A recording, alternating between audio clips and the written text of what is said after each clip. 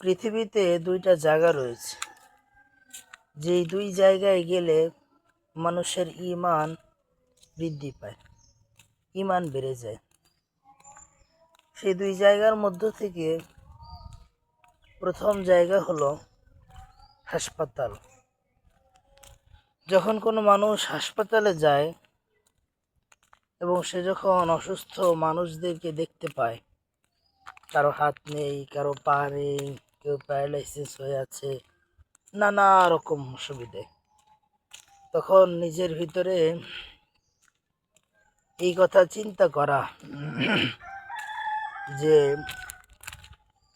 আল্লাহ আমাকে তার থেকে অনেক গুণ ভালো রাখছে, এই চিন্তা যে করতে পারবে, তো তখন তার ঈমান বেড়ে যাবে, আল্লাহর প্রতি তার আস্থা আরও বেড়ে যাবে। দ্বিতীয়তম জায়গা হলো কবরস্থান।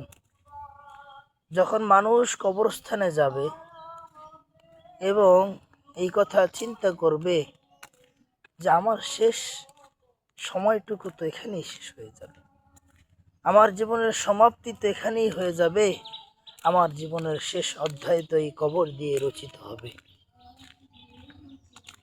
তখন তার ভিতরে এই ভাবনা আসবে যে দুনিয়া আমার না, দুনিয়া আমার না, বরং আমার তো আখিরাতের সামানা তৈরি করতে হবে।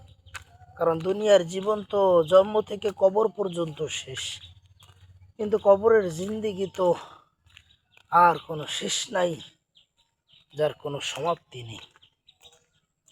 এই দুই জায়গার ভিতরে গেলে ইমানদারের ঈমান বৃদ্ধি পায়।